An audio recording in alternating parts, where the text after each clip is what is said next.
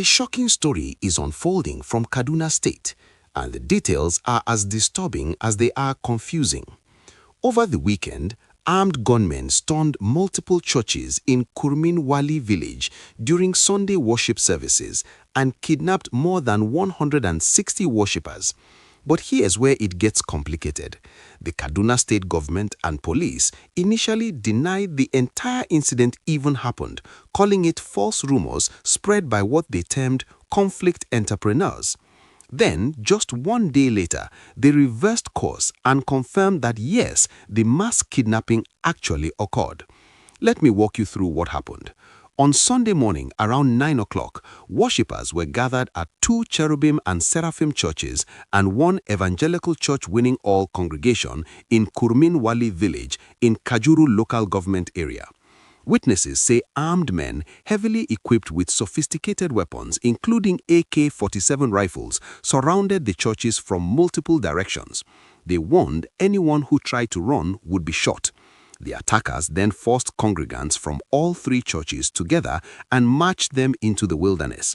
According to the Christian Association of Nigeria, 163 people are still missing as of today. One woman, Afiniki Moses, had just been released by kidnappers 5 days earlier after her family paid ransom. She thought her nightmare was over, but when the gunmen returned on Sunday, they took her husband and two children. Her children managed to escape, but her husband remains among the missing. Standing in her village today, visibly distraught, she told reporters that a large number of people from her community were taken and she is not feeling fine at all. Now, here's the part that has everyone talking. On Monday, just hours after news of the kidnapping spread across social media and news outlets, Kaduna State Police Commissioner Mohammed Rabiu held a press conference after a State Security Council meeting. He flatly dismissed the entire story as false, claiming police had visited one of the churches and found no evidence of any attack. He accused people of spreading dangerous rumors and threatened legal action against what he called rumor mongers and conflict entrepreneurs trying to destabilize the state. The chairman of Kajuru local government area backed him up, saying investigations showed nothing happened and that the village head and youth leader confirmed no worshippers were kidnapped. But residents were furious. Village head Ishaku Danazumi, who himself escaped from the bandits, told reporters that anyone saying the attack didn't happen is lying. He saw it with his own eyes. Other survivors came forward with detailed accounts of the terror. One witness, Idris Madami, said about 20 members of his family were taken and he hasn't heard from them since. Christian organizations tried to visit the attack sites to verify what happened, but military officers stopped them, saying there was a standing order not to allow them in. That's when people really started asking questions. Why would authorities block access to the scene if nothing happened? The Christian Association of Nigeria said they have a complete list of the hostages.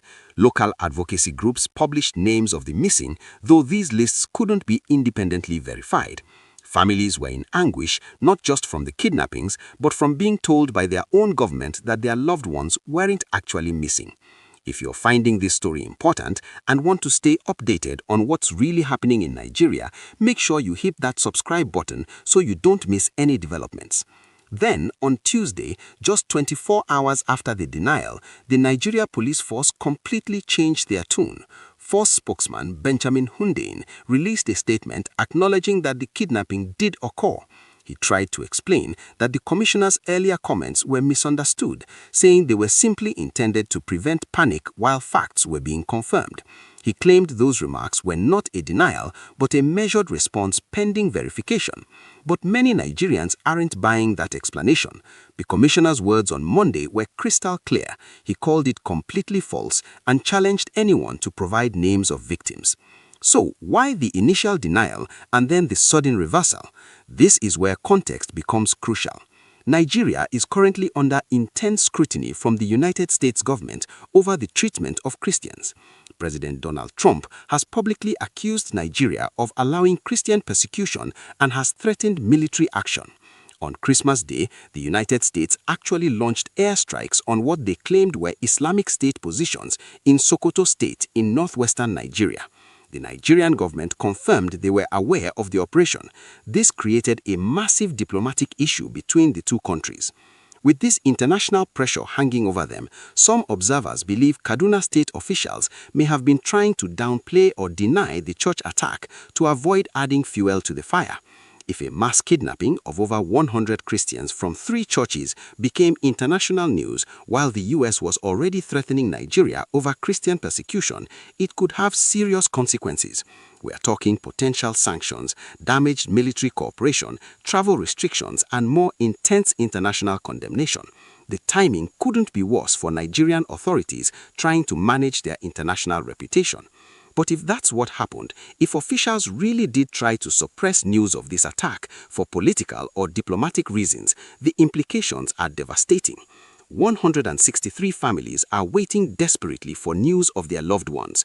These are mothers, fathers, children, grandparents who were simply attending church on Sunday morning. Their government's first response wasn't to mobilize rescue operations or provide support. It was to deny they were even missing.